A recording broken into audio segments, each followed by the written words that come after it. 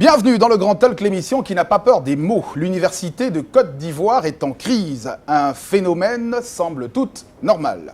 Depuis 1990 et le multipartisme, les universités publiques africaines sont toutes loin du bout du tunnel. Entre manque de moyens et formation au rabais, être étudiant sous les tropiques ressemble plus à une formation militaire qu'un cursus académique. Le serment d'Hippocrate est devenu un serment d'hypocrite et il est désormais plus facile d'être radié que licencié à l'université. La énième crise de l'université de Cocody en Côte d'Ivoire s'est déclenchée le 11 avril dernier, marquant le 5e anniversaire de la sortie de crise post-électorale de 2011.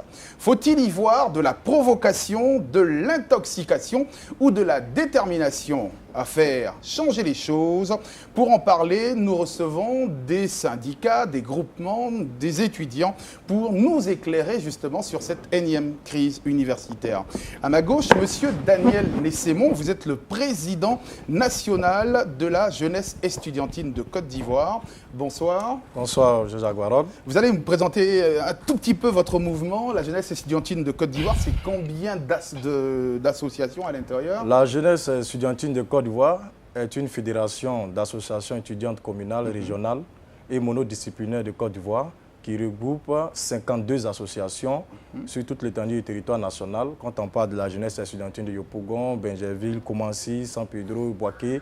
Donc, c'est toutes ces associations qui ont un caractère véritablement associatif, qui interviennent dans le cadre du développement.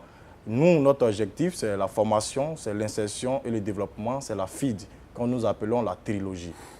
La plus vieille organisation syndicale de Côte d'Ivoire, après le MESI, bon, le MESI a disparu, ou il est toujours existant, latent, ou bien c'est le MESI qui s'est mué en toutes ces associations que vous représentez, notamment la FESI, la Fédération estudiantine scolaire de Côte d'Ivoire, représentée aujourd'hui par M. Kwame Yao. Vous êtes le secrétaire national à l'organisation de cette association. Bonsoir. Bonsoir. Bienvenue. La FESI qui a fêté l'année dernière, je crois, son 25e anniversaire d'existence. Tout à fait. Et je crois le jeudi 21, oui, nous allons fêter notre 26e anniversaire. Le jeudi 21 avril 2016, comment se porte le secrétaire général qui a été écroué à l'issue justement de cette crise universitaire dont on parlera dans quelques instants?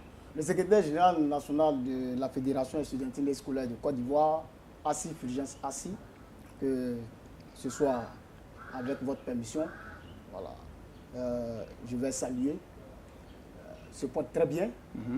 Il est à la MACA, malheureusement. La MACA, c'est la maison d'arrêt de correction d'Abidjan. Malheureusement, il a été enlevé. Dieu merci. Nous savons là où il est présentement. C'est vrai qu'on était resté sans nouvelles du secrétaire général de la FESI, monsieur Assi Fulgence Assi, si je ne me trompe pas, qui est désormais écroué à la MACA. En face de vous, monsieur Paterne Bochot, qui est le président de la RETS, qui est la Renaissance étudiante et scolaire. Bien sûr. Bonsoir et bienvenue dans le Grand Talk. Bonsoir. Parlez-nous un peu de votre association, la RETS. La RED, c'est une plateforme des organisations estudiantines dans laquelle il y a des organisations qui interviennent au niveau des grandes écoles, 3 organisations, et également au niveau des universités publiques et privées. Voilà. Yao Yves Fabrice, monsieur Yao Yves Fabrice, vous êtes le président du conseil d'administration de l'association des étudiants de l'université Félix Houphouët-Boigny de Cocody. Parlez-nous un peu de votre fonction. Pourquoi vous avez décidé justement de faire un conseil d'administration de toutes les associations d'étudiants de l'université d'Abidjan? Merci M. Barol pour cette aubaine que vous nous donnez pour expliquer un peu le mode de fonctionnement de la structure dont j'ai la charge de présider. L'association des étudiants est née de la volonté des leaders d'associations, de syndicats et des délégués du FR de fédérer leurs forces, de conjuguer leurs actions pour le mieux-être de l'étudiant. Et nous avons voulu choisir ce mode de fonctionnement parce qu'en conseil d'administration, chacun a la chance d'exposer ses idées et avec la contradiction, nous trouvons la vérité et nous avons un agir unique. Allez, et ça fonctionne depuis combien de temps maintenant? L'association est née après un séminaire qui a eu lieu à Bergerville, les 10 et 11 novembre. De quelle année? De 2015. 2015, donc de pratiquement bientôt un an que cette association, ou du moins ce conseil d'administration, fonctionne. Monsieur Quadio Brun, secrétaire général du SINES, le syndicat national des étudiants en sciences de la santé en Côte d'Ivoire. Bonsoir. Bonsoir. Alors parlez-nous un tout petit peu de votre organisation. Ok, merci pour l'occasion que vous nous donnez de pouvoir présenter le SINES. Le SINES a aujourd'hui 16 ans, né le 15 avril 2000, voilà, pour le mieux-être des étudiants de santé. Les étudiants de santé, ce sont des étudiants en pharmacie, en médecine et en odontostomatologie, c'est-à-dire au niveau de l'université Félix Houphouët-Boigny. Et la première année, au niveau de l'université Nangui Abougua, qu'on appelle tronc commun, et la faculté de médecine au niveau de l'université Alassane Ouattara de Bouaké. Tronc commun d'ailleurs de l'université d'Abobo-Adjamé que j'ai d'ailleurs fait, mais sans de bons et grands résultats. J'ai bien été obligé de dériver vers la faculté des lettres et sciences humaines. Tant mieux pour moi. Et puis, monsieur Assa Etienne, vous êtes le secrétaire général de l'IGES, qui est la Ligue ivoirienne des groupements estudiantins et scolaires. Bonsoir. Bonsoir, M. Varol. Alors, c'est quoi la Ligue ivoirienne La Ligue ivoirienne des groupements estudiantins et scolaires est un syndicat de l'US estudiantin qui lutte pour les meilleures conditions d'études et de travail des étudiants et des élèves. Et elle est née depuis le 3 septembre 2012. Et puis, monsieur Sodé Patrick, vous êtes le secrétaire national à l'organisation de l'AGESI, l'association générale des étudiants et élèves, des élèves et étudiants de Côte d'Ivoire. Oui, bien sûr, monsieur. Présentez-nous sommairement votre association. Oui, l'AGESI, comme vous l'avez dit, signifie l'association générale des élèves et étudiants de Côte d'Ivoire. L'AGESI est née en 2004, donc l'AGESI a 10 ans aujourd'hui. Et c'est une association qui est représentée dans toutes les universités de Côte d'Ivoire. Université, école de Côte d'Ivoire. Monsieur Assa Etienne, vous êtes le président de la Ligue ivoirienne des groupements estudiantins et scolaires de Côte d'Ivoire. Présentez-nous un tout petit peu votre association. Elle existe depuis quand et combien de membres? Merci, M. Varod. La Ligue ivoirienne des groupements estudiantins et scolaires, la LIGES, est un syndicat étudiant et élèves qui est né déjà le 3 septembre 2012. Et aujourd'hui, cette structure est représentée dans toutes les universités publiques et quelques grandes écoles de Côte d'Ivoire. Merci. Monsieur Kamagaté Ben, vous êtes le secrétaire général de la Confédération des étudiants des grandes écoles. Bon, enfin, CEGEP-PTCI. Essayez de nous présenter votre association. Merci bien, monsieur Val, pour l'opportunité que vous nous donnez. Effectivement, le CEGEP-PTCI est le collectif des étudiants des grandes écoles, élèves d'enseignement professionnel technique de Côte d'Ivoire. Voilà, cette association-là même qui est née en 1995 avec l'avènement des grandes écoles en Côte d'Ivoire. Ok. En tout cas, le collectif. Voilà, présenter maintenant les différentes associations avec lesquelles nous débattrons de cette énième crise de l'Université de Côte d'Ivoire. Refaite à bâton de milliards, de centaines de milliards, l'Université de Côte d'Ivoire séduit-elle autant que les promesses données avant la réfection de ces universités? On regarde tout de suite ce reportage. Des amphithéâtres flambant neufs, des équipements modernes, du gazon finement taillé et des fontaines d'eau claire. L'université ivoirienne, la nouvelle, s'impose.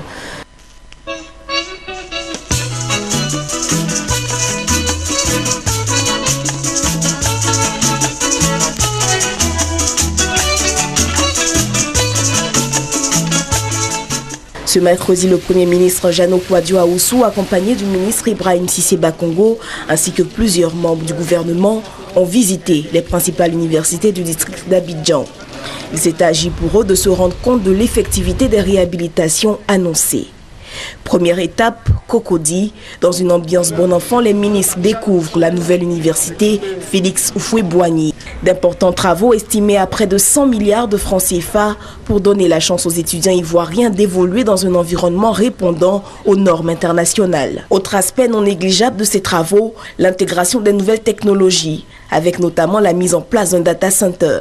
Nous avons également mis en place des salles de téléenseignement qui permettront à un enseignant, par exemple à l'université Félix Houphouët-Boigny, de professer à plusieurs amphis à la fois, à plusieurs milliers d'étudiants à la fois et à plusieurs milliers d'étudiants distants. Et tout cela de façon totalement interactive. Donc les étudiants pourront poser des questions, et ils verront ce que le professeur écrit au tableau, etc.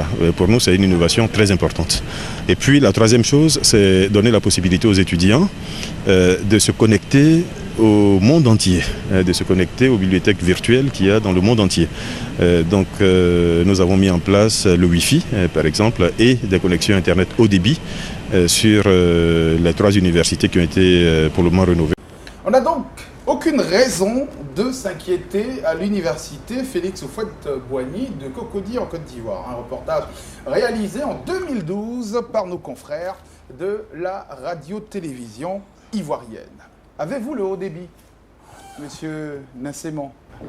Jusqu'au jour d'aujourd'hui, nous pouvons dire que manifestement, pas du tout. Monsieur le Président du conseil d'administration de l'association des étudiants de l'université Félix Houphouët-Boigny de Cocody, puisque c'est de cette université il s'agit dans le reportage qu'on vient de suivre, les conditions sont-elles aussi reluisantes comme annoncé en 2012? Merci M. Varol. C'est vrai qu'à la rentrée 2012, après la crise qui a entraîné la fermeture de nos universités, nous attendions à vraiment un mieux-être. Et nos attentes n'ont pas été vraiment respectées. C'est vrai qu'il y a eu des travaux, il y a eu des changements, mais on aurait souhaité un mieux-être et qui allait être plus palpable et plus rayonnant. Alors quand vous dites mieux-être, c'est quoi exactement pour les téléspectateurs qui nous suivent de par le monde et qui souhaiteraient comprendre qu'une université qui a été rénovée à des centaines de milliards, vous ne puissiez pas vous y sentir à votre aise? Oui, l'université a été réhabilitée, mais il y a eu toujours des manquements. Notamment, je prends l'UFR que je maîtrise bien, l'UFR des sciences médicales, puisque je suis étudiant en 6e année de médecine. Dans cette UFR-là, à la reprise, il y avait encore un manque criard de matériel de travaux pratiques. Les laboratoires n'étaient pas totalement équipés. Et nous avons été quand même surpris que nos salles de travaux pratiques ne soient pas équipées comme cela avait été annoncé. Au niveau de la RETS, est-ce que vous partagez justement ce sentiment dont viennent de parler M. Daniel Nesséman et M. Yao-Yves Fabrice? Ce n'est pas un sentiment parce que c'est des constats. En réalité, c'est vrai, le Wi-Fi à l'ouverture de l'université a marché peut-être sur 2 jours, 3 jours. Juste après, ça n'a plus marché jusqu'à aujourd'hui. Au niveau même de la réhabilitation de l'université, aujourd'hui, c'est le tableau de l'université Félix Houphouët-Boigny qu'on peint, mais la réhabilitation a concerné un bon nombre de problèmes. Mais je pense qu'on ne va pas revenir sur tous ces aspects-là. On peut dire que de 2012 jusqu'à aujourd'hui, il y a eu quand même une nette amélioration parce qu'il y a un certain nombre de choses qu'on n'a pas vues dans ces réhabilitations-là et que depuis lors, nous avons posé ces problèmes jusqu'à aujourd'hui. On peut dire qu'on n'est pas à la même situation de 2012. Et qu'aujourd'hui, il y a quand même des efforts qui sont faits. Mais on ne dit pas qu'il n'y a pas de problème parce que les problèmes sont légion. D'abord même, il y a les problèmes traditionnels qui ont existé depuis longue lurette. Et aujourd'hui encore, il y a des problèmes qui sont venus s'ajouter avec les nouvelles réformes du système. Voilà, donc je pense qu'avec tout ça, on peut quand même... On va maintenant continuer justement. Alors avec la FECI, avant de retrouver nos amis dans le public, la réhabilitation n'a concerné que la commune de Cocody. Et ça, vous n'avez pas manqué de dénoncer cette réhabilitation sectaire? Effectivement. Mais parlons de réhabilitation où vous venez de dire que ça concernait l'université de Cocody uniquement. nous avons tous suivi le reportage. C'est le ministre, n'est-ce pas, et porte-parole du gouvernement qui vient de parler. Et avec des bibliothèques... Non, mais ça, c'était en 2012. Aujourd'hui, oui, le constat est clair, tout le monde l'a dit. Oui. Tout ce qui a été promis n'est quasiment pas là. Mais je veux dire, quel est votre sentiment, vous, en tant que secrétaire national à l'organisation, que la réhabilitation n'est concernée que la commune de Cocody, la commune où vit le président de la République de Côte d'Ivoire. Des communes comme à Bobo, à Djamé, Port-Boué, où se trouvent des cités universitaires n'ont pratiquement pas été rénovées. Monsieur Assa Etienne, est-ce que vous partagez ça? Effectivement, nous on pense que la plupart des résidences universitaires d'Abidjan n'ont pas été rénovées. En l'occurrence, les résidences d'Abobo, les résidences de William Civil et d'Adjamé, les résidences de Port-Boué. Et même les résidences de Cocody n'ont pas été réhabilitées. C'est seulement les résidences du campus qui ont été réhabilitées. Et donc, on suppose que... Il y a quand même aussi Mermoz, la Cité Rouge, même non, si... c'est maintenant que ces résidences sont en train d'être réhabilitées. Sinon, dans le début, ces résidences n'avaient pas été réhabilitées. Et jusque-là, ces résidences ne sont pas encore occupées. Donc, c'est la résidence de la Cité Rouge qui a reçu quelques affectés. Et à part ça, les autres résidences ne sont toujours pas occupées. Pour l'instant, évidemment, la rénovation reste pour Cocody, mais vous avez espoir, je l'espère, Monsieur Kwadio Brin, que les choses vont aller en s'améliorant ou en se dégradant? Nous pensons que c'est l'instant qui fait vivre. Et dans tout état qui respecte, face à ce genre de problème qui est perdu depuis 2012, nous ne pouvons qu'espérer que le gouvernement puisse prendre tous ces problèmes à bras le corps pour pouvoir donner à sa jeunesse, à son avenir, vraiment les moyens les plus adéquats pour qu'elle puisse les remplacer quand ceux-là demain iront à la retraite. Donc, pour celui qui se veut émergent, comme on a si bien entendu depuis 2011, il y a l'éducation de la population qui appartient un des facteurs de l'émergence. Et une population éduquée se doit d'être aussi bien logée. Voilà, parce qu'il ne faudrait pas qu'on puisse s'entasser dans les amphithéâtres et puis après avoir des difficultés pour rentrer sur nos différentes maisons.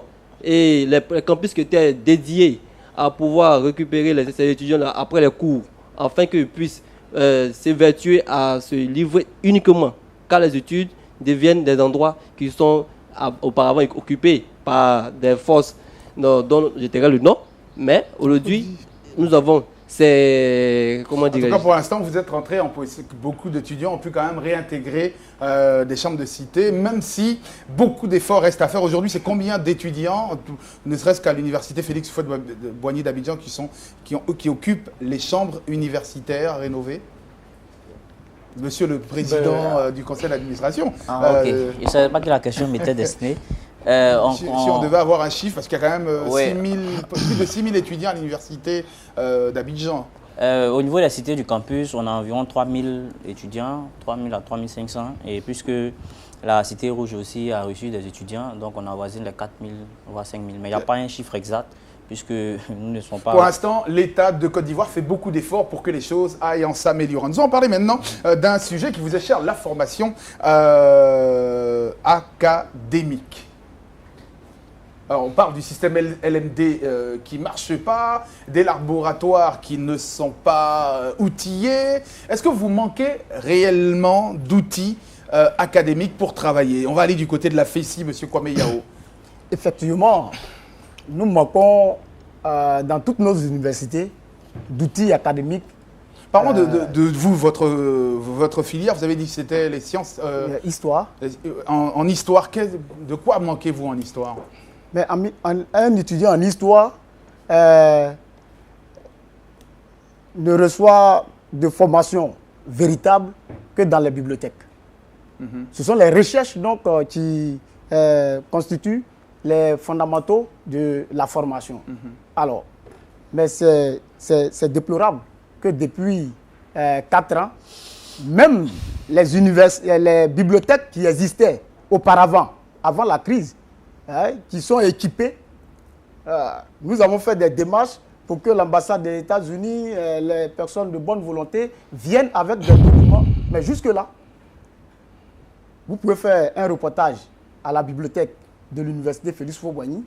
Vous verrez que le directeur et ses collaborateurs viennent matin à 7 h, ils sont assis.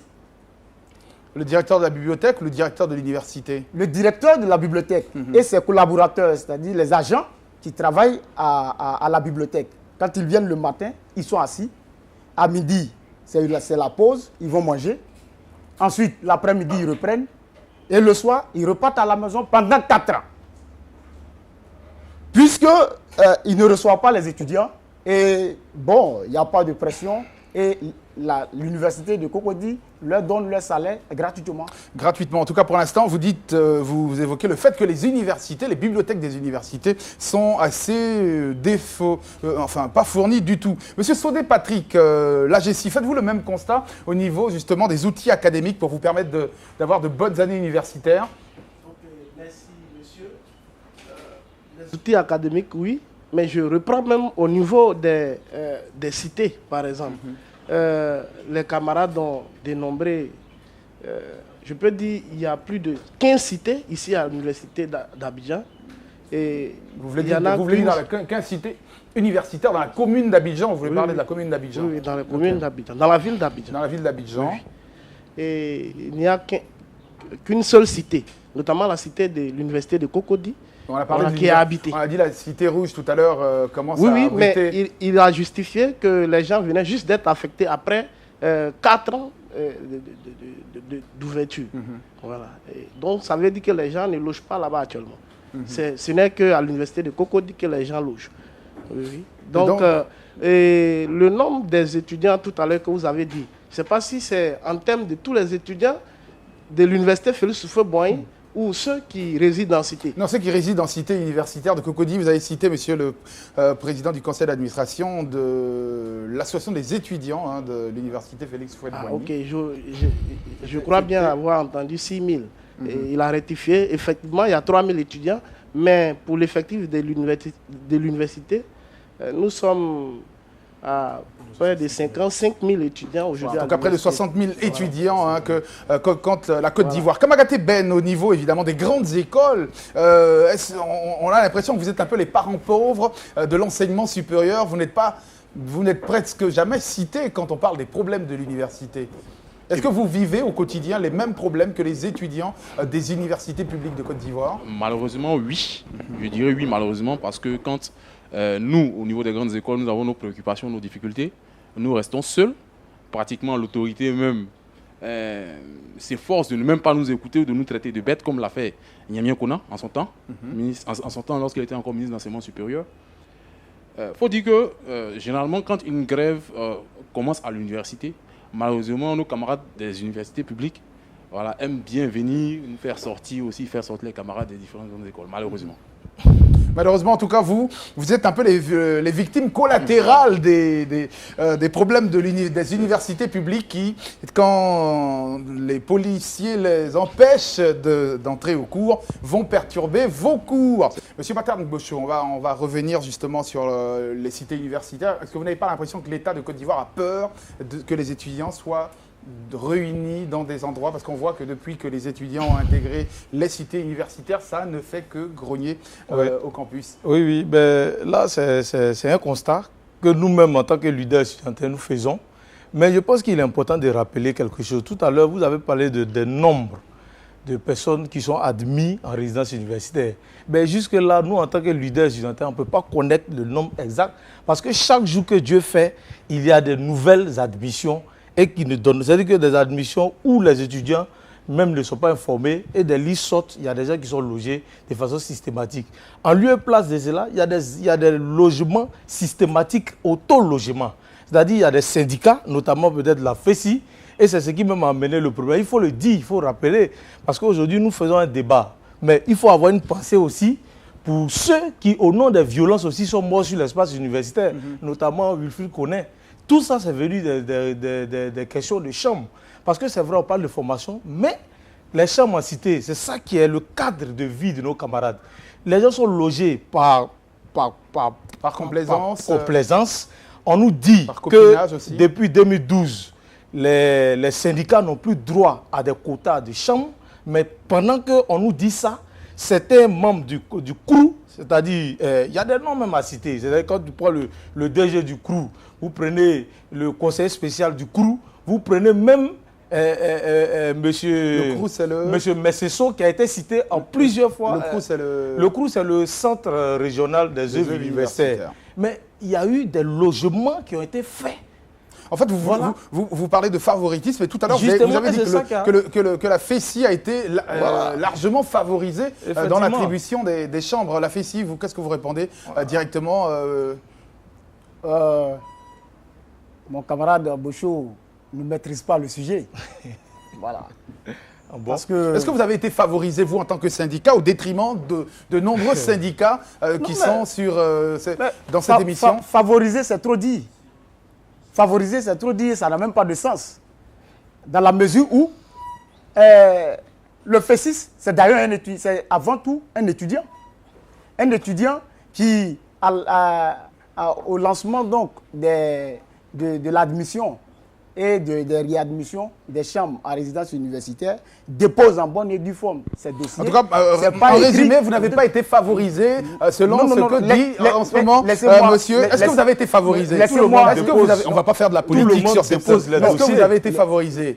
Est-ce que la FESI aujourd'hui use de certains droits quand 80% de ceux qui sont admis sont automatiquement et systématiquement des FESIS? Il faut se poser des questions. Parce qu'on ne va pas nous dire que dans les autres organisations... On va poser une question directe. Et ça, c'est le président du conseil d'administration. D'ailleurs, vous êtes bien placé. Est-ce que vous participez à des séances d'attribution des chambres, vous en tant que président du conseil d'administration de toutes les associations d'étudiants sur l'université Félix Houphouët-Boigny? D'ailleurs, c'est ce que nous prônons. Nous prônons une école nouvelle par une gestion participative. Tout dernièrement, nous avons reçu nos camarades sénégalais qui sont bien impliqués dans les prises de décision. Certains même siègent dans les commissions d'attribution de chambres et de bourses. Et c'est ce que nous demandons.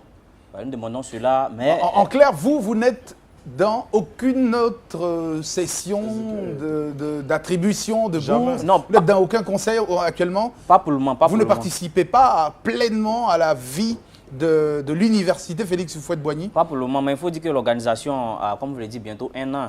Donc c'est progressivement, nous sommes à une étape de transition et nous pensons que nous allons arriver à là. Mais pour le moment, ce n'est pas le cas. Pour le moment, ce n'est pas le cas. Est-ce que vous dénoncez, vous en tant que président du conseil d'administration, ce fait que les chambres, pour l'instant, sont attribuées avec favoritisme? Nous, ce que nous demandons, c'est... Est-ce que vous êtes logé, vous? Oui. Okay. Je vis en cité universitaire, j'ai vu les mêmes réalités que tout le monde. Vous avez été logé parce que vous êtes président du conseil d'administration? Je suis étudiant en médecine, M. Varol. Mais tous les étudiants en médecine ne sont pas logés. Non, je veux dire que chez nous, la transparence et la clarté font partie de notre formation, puisque nous travaillons sur les hommes. Donc j'ai déposé mes dossiers en bonne et due forme et j'ai été logé. Vous êtes logé. Tous les autres. Allez, on va à Kouadio Brun, vous étudiez en médecine, vous êtes logé? Effectivement. Sur quel campus? Je suis à la Cité Saint-Jean. Cité Saint-Jean de Cocody. Oui. On passe comme ça la parole. Un tour de... Monsieur Assa Etienne, vous êtes logé? Non, monsieur Varol. Vous avez déposé vos dossiers? Non. Pourquoi vous n'avez pas déposé vos dossiers? Non, parce qu'en fait, ça ne m'intéressait pas. Je pense qu'il y a des étudiants de première année et de deuxième année qui n'ont pas de famille à Abidjan. On devait pouvoir leur faire la passe. Nous sommes déjà en maîtrise, en master 1, master 2, nous sommes déjà à la sortie. Pour vous, un gars de 6e année, évidemment, doit pouvoir laisser la place aux premières années. On a bien compris de qui vous parliez dans cette émission. on en rit, mais non, j'essaie de comprendre. Monsieur Komeyaou, vous êtes logé? Vous êtes logé? Pas du tout. Pourquoi vous déposez vos dossiers ou bien vous aussi? Non, mais... Comme monsieur Assa Etienne, vous êtes un bon samaritain. Moi, ça ne m'intéresse pas. Pourquoi? Ça ne m'intéresse pas. Parce que je pense pour ma part que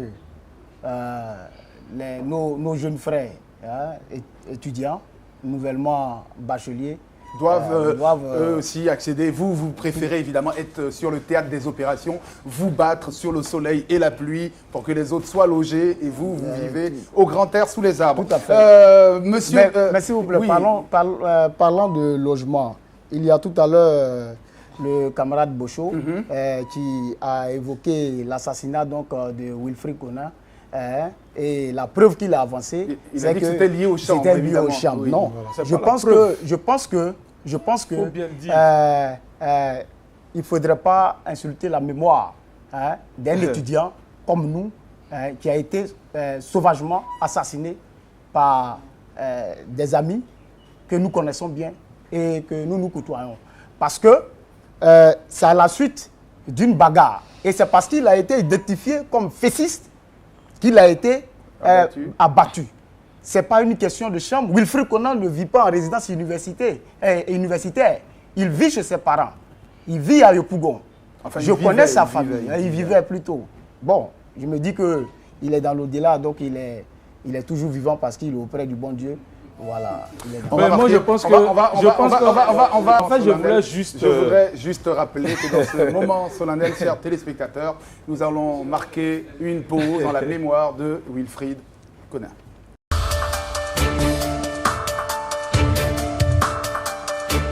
Vox Africa et Combinations vous présentent l'offre vedette. Bonjour, c'est Gangdo du cabinet de recrutement Combinations et j'ai le plaisir de vous présenter votre nouveau programme, l'offre vedette. Tous les jours, vous découvrirez les meilleures opportunités d'emploi en Afrique. Combinations et Vox Africa ont associé leur expertise du recrutement et des médias pour vous proposer le Vox Africa Job Board. C'est le site internet où vous pourrez découvrir toutes nos offres d'emploi. Et je vous retrouve très bientôt pour vous présenter nos offres les plus attractives, nos offres vedettes.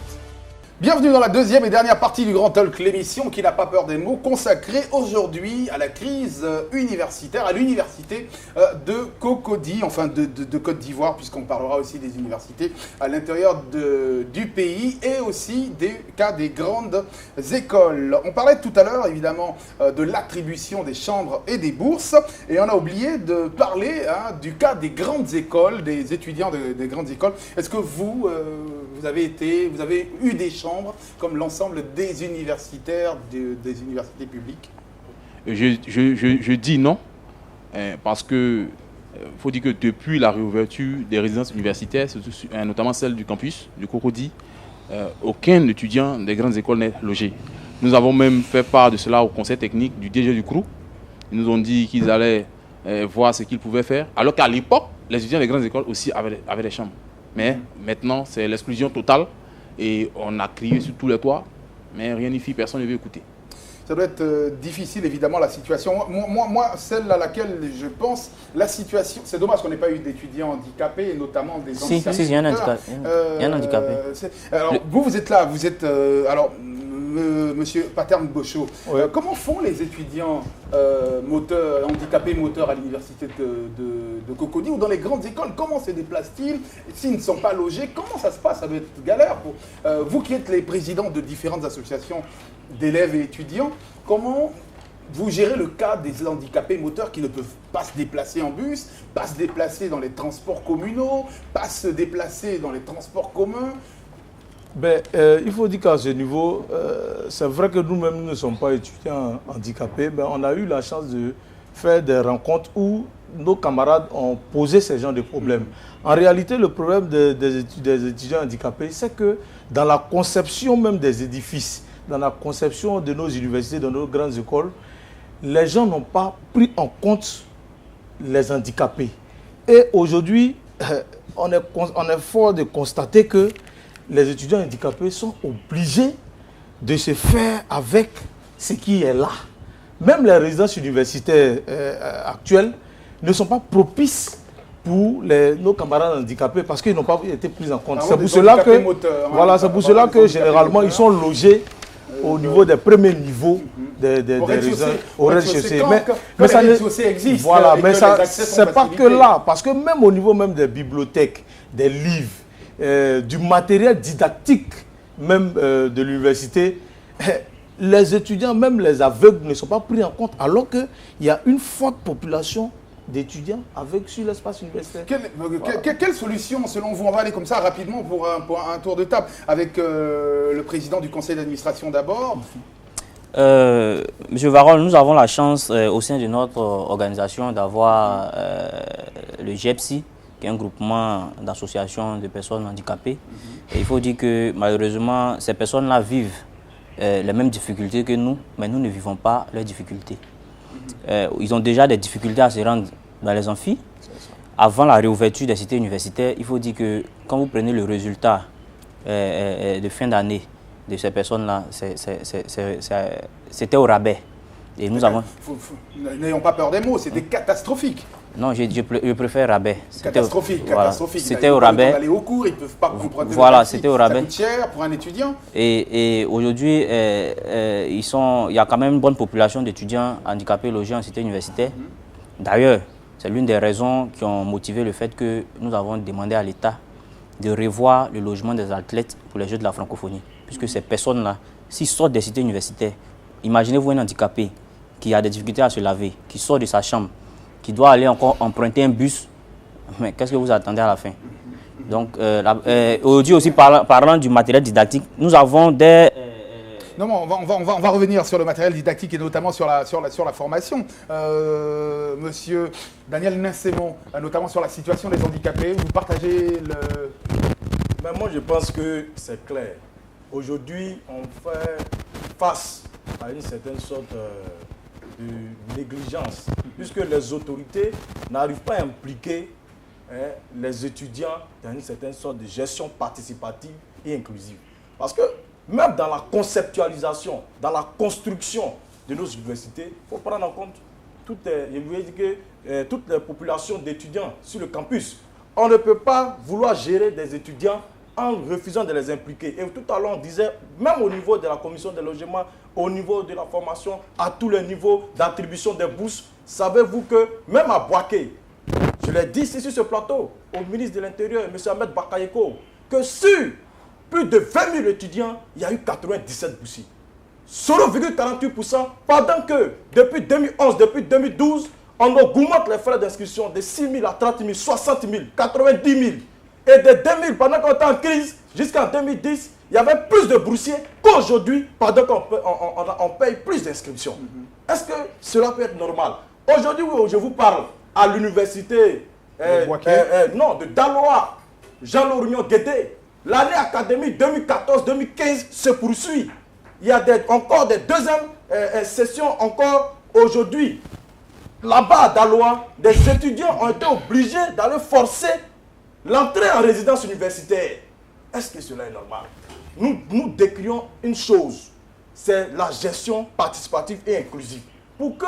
Parce qu'on peut faire le bien pour quelqu'un, mais si on ne l'implique pas, on le fait mal. Mais même au niveau même des Jeux de la francophonie, ce qui a soulevé les remous, je vous dis, dans la note d'information au niveau de la direction du cours, est-ce que les étudiants, les associations ont été associés, ont été impliqués dans cette note d'information avant que cela puisse forcer l'adhésion de tous? C'est ce qui est la réalité. Parce qu'aujourd'hui, on ne va pas mettre ici sur le terrain des résolutions et quand ça coince, c'est en ce moment-là qu'il faut appeler les étudiants à ce que nous puissions venir ensemble répartis sur la base qui était devant la négociation au préalable. Tout à l'heure, jusqu'à hier, nous avons reçu information de ce que le président de l'Assemblée nationale, Guillaume Soro, va rencontrer le chef de l'État pour plaider sur la question, sur les problèmes à l'université et le gouvernement. Mais sans préalable même, consulter et recevoir les organisations étudiantines, les associations. Pour l'instant, il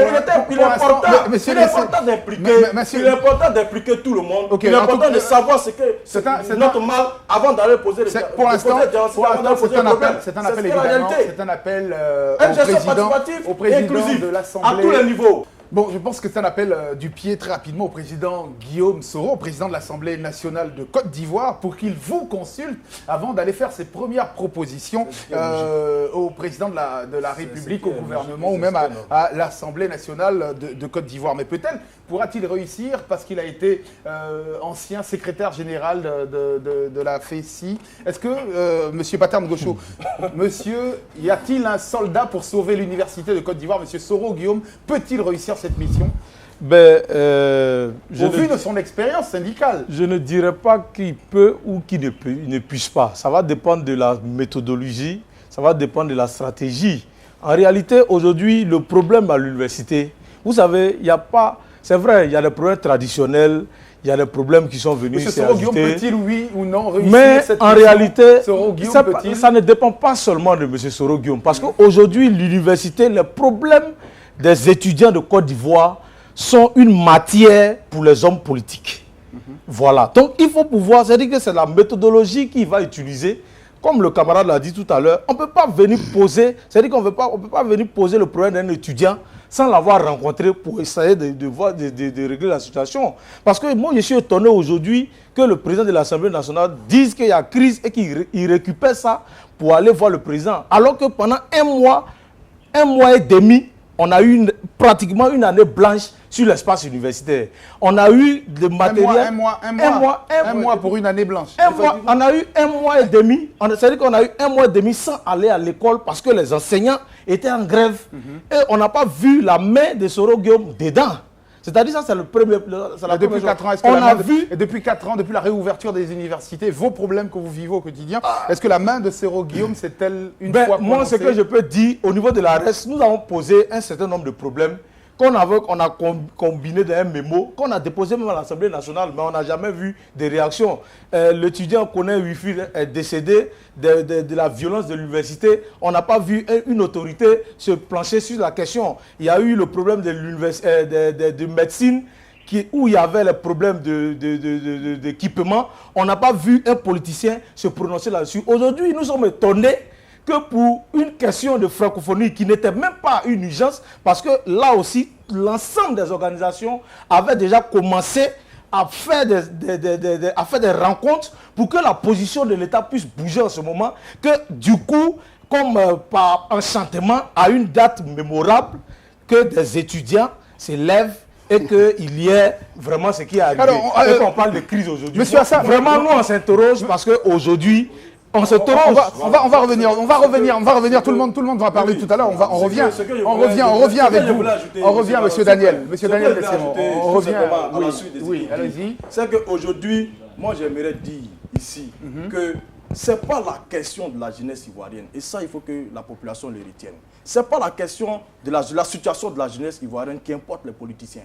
Ce n'est pas la situation aujourd'hui des étudiants qui importe les politiciens.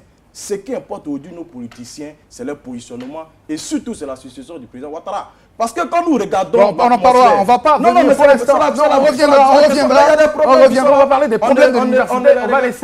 On va laisser...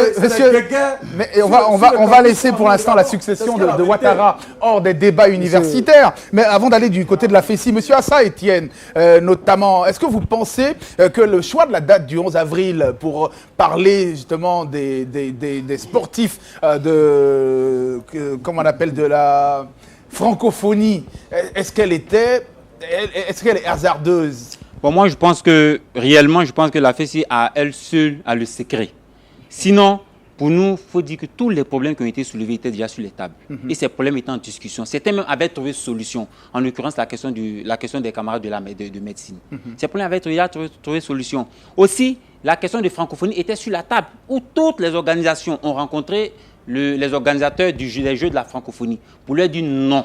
Nous ne voulons pas des Jeux de la francophonie sur l'espace universitaire parce que ça allait déjà troubler la quiétude des étudiants et en même temps les cours. On leur a déjà fait savoir ça. Donc pourquoi faire tant de bruit? Pourquoi faire assez de... Alors qui a fait tout ce bruit? Bon, moi, nous pensons que c'est nos camarades de la FESI. Mais avant, justement, vous avez parlé de la question de la francophonie, était sur la table. Vous avez eu certainement des réunions. Il y a eu un procès verbal qui est sorti.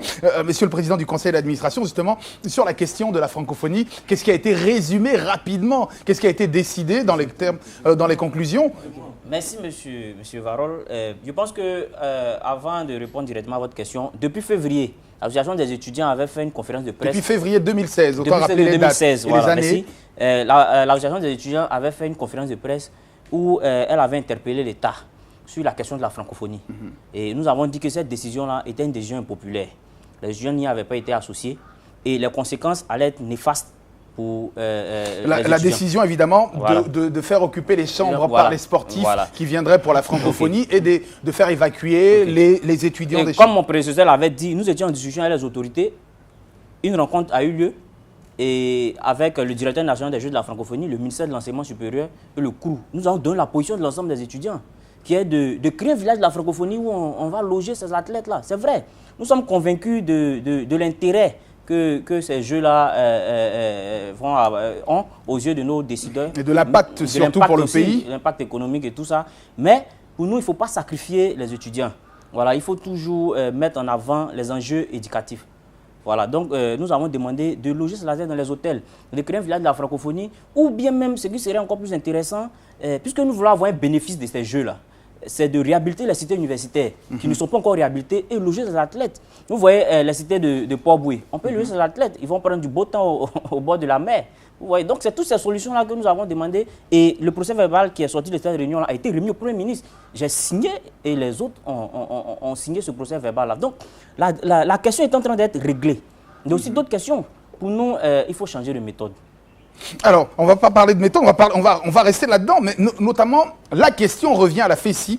Pourquoi la FESI a fait autant de bruit sur un sujet qui était déjà sur la table de discussion jusqu'à ce qu'il y ait l'emprisonnement, l'enlèvement et l'emprisonnement par la suite du secrétaire général de la FESI, qu'on voit une vidéo d'une fille qui a été violée, bon, dont on a pratiquement jamais eu le témoignage, mais la vidéo court. Et puis après, une vidéo d'un tox montrant des étudiants courant dans tous les sens avec sur la RTI et tout. Mais pourquoi la FESI en a fait son problème personnel pendant que le problème de la francophonie était déjà sur la table des négociations? Merci, M. Varol. Je pense que sur ce plateau, c'est tous contre un. Tous contre un, je ne sais pas. Essayez de vous expliquer sur le sujet. Personne non, je vais... Pour l'instant, personne n'a accusé. Non. Ce n'est que... C'est pas M. Assa Etienne qui a nommément désigné la FESI. Essayez de vous défendre sur le sujet. Non. Avant de me défendre, il faut qu'on éclaire l'opinion. Allez, regardez vers ici pour éclérer l'opinion. Regardez la caméra de l'opinion, elle est là. Ok, merci. Je pense que tout à l'heure, ils ont parlé du président de l'Assemblée nationale qui s'est invité dans le débat.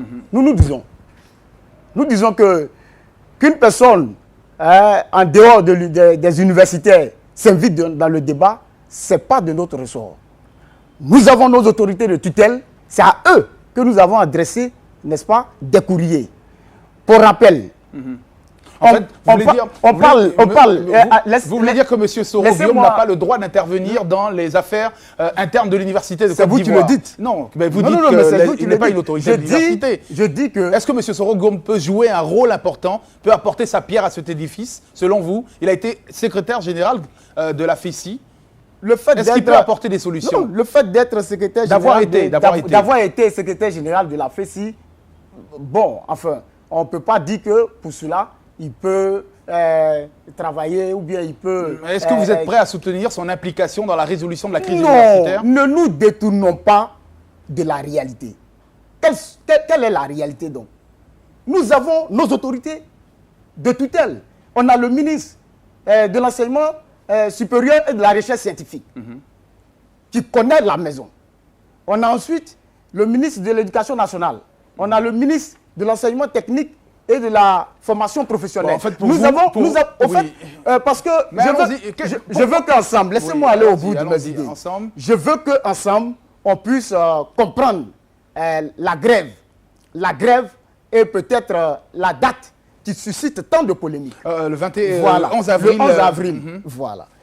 Mais nous avons adressé des courriers, des préavis de grève, signé par les différents ministres. Vous avez signé des préavis que le 11 avril, vous auriez eu une marche, une grève. Non, pas une marche, mais une grève. Au cas où nos autorités ne nous appellent pas. Tu peux déposer un préavis de grève et puis ne pas aller en grève. Quels étaient les motifs de vos revendications? Mais parce que vous n'êtes pas le seul sur cette table. Les motifs sont donc rédigés noir sur blanc. Donnez-moi très rapidement, parce que si je vous laisse continuer. Non, vous pouvez lire. C'est quand même une bonne... oui, c'est bon. La non-couverture des espaces universitaires par le réseau Wi-Fi, mauvaise application du système LMD, bon, non... Enfin, il y a énormément Et vous avez déposé... Il y a le jeu de la francophonie. À cet effet, elle souhaite que ces problèmes trouvent une solution. Au cas échéant, la FESI se réserve le droit d'appeler à une grève générale à compter du 11 avril 2016 pour une durée de 5 jours renouvelable. Oui, effectivement. Pourquoi le 11 avril? Le 11 avril parce que moi, je suis historien. Alors, j'invite tout le monde à comprendre. Parce que toutes les dates sont des dates historiques. Vous auriez pu prendre le 11 septembre aussi. C'est une date comme toute autre. Toutes les dates sont des dates historiques, même le jour de votre naissance, M. Varol. C'est une date historique pour vous. Pourquoi le 11 Alors, avril mais le 11 avril, pourquoi la Côte d'Ivoire doit se résumer à l'arrestation d'un individu? Nous avons nos problèmes. Voyez-vous qu'un étudiant qui est en licence, il est en licence 3, qui doit passer en master, on lui dit que chaque enseignant doit encadrer 5 étudiants. Du coup, dans leur promotion, ils sont environ 600. Les enseignants... S'il te plaît, les enseignants n'étant pas nombreux, on prend peut-être 200 et on délivre, n'est-ce pas, la licence. Et là, on va... S'il vous plaît, laissez-moi terminer. On délivre la licence à l'étudiant et on lui dit de libérer, de ne plus venir à l'université. Le cas s'est produit en lettres modernes. Donc, vous pouvez vérifier. Et donc, en master également. En master également.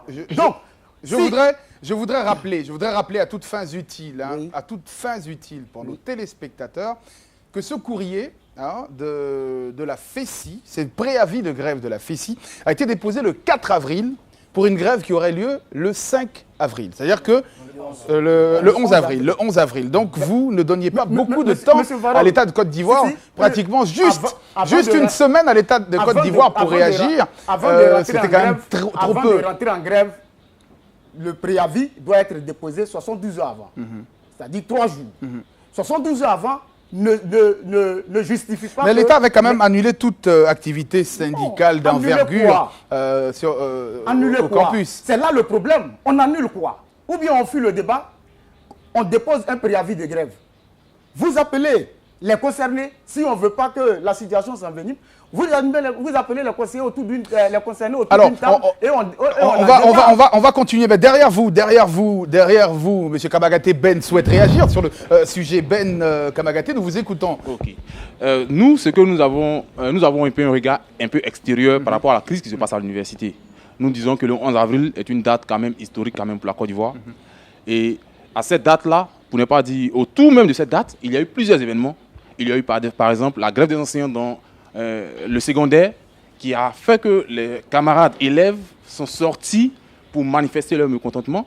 Il y a eu en même temps la FESI qui a lancé son mot d'ordre de grève. D'autres se souviennent encore qu'il y a eu l'arrestation de l'ancien président. Donc toute cette ambiance a créé quelque chose qui a été automatiquement médiatisé. Mais à la longue, nous constatons que chacun veut y faire de la récupération. Nous disons, c'est le lieu de l'ancien appel au chef de l'État. Il y a eu beaucoup de choses qui ont été faites au niveau de l'école. Beaucoup de choses restent encore à faire. Nous demandons à ce qu'ils disent à ces lieutenants de rester loin de l'école parce que cette situation n'arrange pas l'étudiant. Il faut que nous soyons sincères. C'est vrai, tout à l'heure, le camarade de la FESI a dit tous contre un. Qu'il sache qu'il n'y a pas tous contre un ici. Nous sommes tous ensemble parce que nous sommes tous dans le même panier. Nous souhaitons simplement que l'image que la FESI a donnée avec l'arrivée du camarade Assis Fulgence Assis puisse être cette image que nous devons voir aujourd'hui. Mais aujourd'hui, beaucoup ont été frustrés de constater que la FESI, arrivé un moment, a commencé à dévier. Donc c'est peut-être que c'est un cri de cœur que nous lançons peut-être aux éléments de la FESI, de comprendre que nous sommes ensemble et que nous n'avons pas le droit peut-être de poser des pas qui vont sacrifier l'intérêt. Parce que qu'est-ce que nous avons constaté à l'issue de la grève de la FESI? Il y a quand même une étudiante qui a été violée. C'est vrai qu'elle refuse de sortir publiquement, de peur que cela agisse par exemple sur son image, mais il y a eu une étudiante qui a été violée. Il y a eu que la même nuit du mercredi au jeudi, les policiers qui ont bastonné les étudiants venaient sur le campus et criaient FESI pour faire sortir les étudiants. Et le premier étudiant qui sortait était automatiquement saisi et bastonné. Nous demandons à la police... Vous y étiez? Oui, nous y étions. Vous étiez à l'université? Bien sûr. Donc nous demandons simplement à la police, de faire preuve de professionnalisme, beaucoup de réserves. Nous demandons au ministre de l'Intérieur de prendre attache, en tout cas avec tous les responsables de la police, pour que véritablement ce genre de choses ne se reproduisent plus sur l'espace universitaire. Alors on va demander, Monsieur Kouadio, oui, on revient à vous tout de suite. Le temps de l'intervention de Monsieur Sodé Patrick. Oui, Monsieur Varol, j'ai l'impression que vous avez oublié un peu. Non, on ne vous a pas oublié le débat. D'accord, donc parlons justement de la crise. Là, je suis étonné d'entendre parler de crise aujourd'hui. Parce que ce qui se passe même à l'université, c'est-à-dire que ce n'est pas la première fois. Peut-être que c'est parce que ça touche quelque part une sensibilité. quand on parle de francophonie, bon, peut-être que l'État a un intérêt particulier voilà. C'est pourquoi il faut appeler une crise. Sinon, il y a eu plusieurs autres choses à l'université avant où les gens n'ont pas réagi réellement. Voilà. Il y a eu des problèmes de franchise où la FESI s'est levée, où nous sommes levés pour que la franchise puisse revenir. Et il y a eu même des situations de détournement de fonds de l'inscription des étudiants. 3500 étudiants se sont inscrits cette année 2 fois. C'est-à-dire que près de 400 millions ont été détenus par l'administration de l'université. Les étudiants se sont levés, mais les gens n'ont jamais appelé ça crise. Je ne sais pas pourquoi on parle de crise aujourd'hui. Et nous, on a constaté que les décisions qui ont été prises pendant ces crises-là, c'est-à-dire que c'est l'exclusion de certains responsables d'associations. Et d'autres sont détenus aujourd'hui, comme le camarade Afa, comme le camarade secrétaire général de la section de Cocody, Seydou Bété, le camarade Sangaré. Plein d'étudiants sont actuellement à la MACA. Donc ce sont des résolutions que les gens ont prises depuis et qu'aujourd'hui, peut-être que c'est parce que ça concerne la francophonie que les gens appellent crise. Sinon, nous, on pense qu'il y a des problèmes. Et qu'il faut trouver des moyens pour résoudre ces problèmes.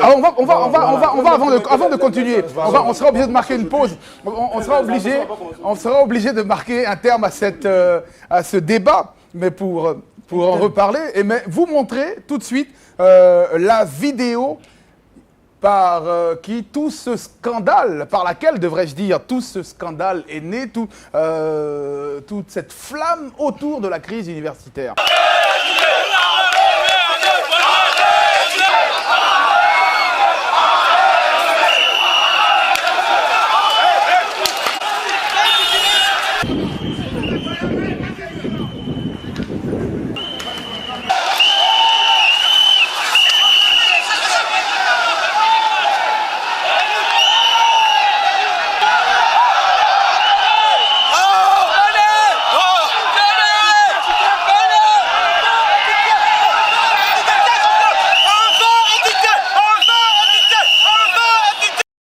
Voilà, donc on veut étudier, donc va étudier s'il le faut, mais rappelons quand même que cette vidéo qui crée en ce moment le buzz et qui donne l'impression qu'il y a cette grosse crise à l'université de Cocody, parle des événements qui sont déroulés en mai 2015.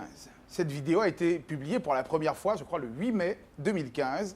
Et aujourd'hui, comme par enchantement, elle est réapparue sur les réseaux sociaux et a donné l'impression qu'il y avait le feu aux poudres à l'université de Cocody. À qui profite le crime? À qui profite ce crime? Pourquoi cette vidéo a-t-elle été rediffusée dans ces conditions? Nous en parlerons dans une prochaine émission qui nous permettra d'en savoir un peu plus évidemment sur les raisons de la publication de cette vidéo et l'implication des hommes politiques à l'université ivoirienne. Merci d'être resté en notre compagnie. On se retrouve la semaine prochaine pour un autre numéro du Grand Hall, l'émission qui n'a pas peur des mots. Je demande merci beaucoup. On se retrouve très bientôt.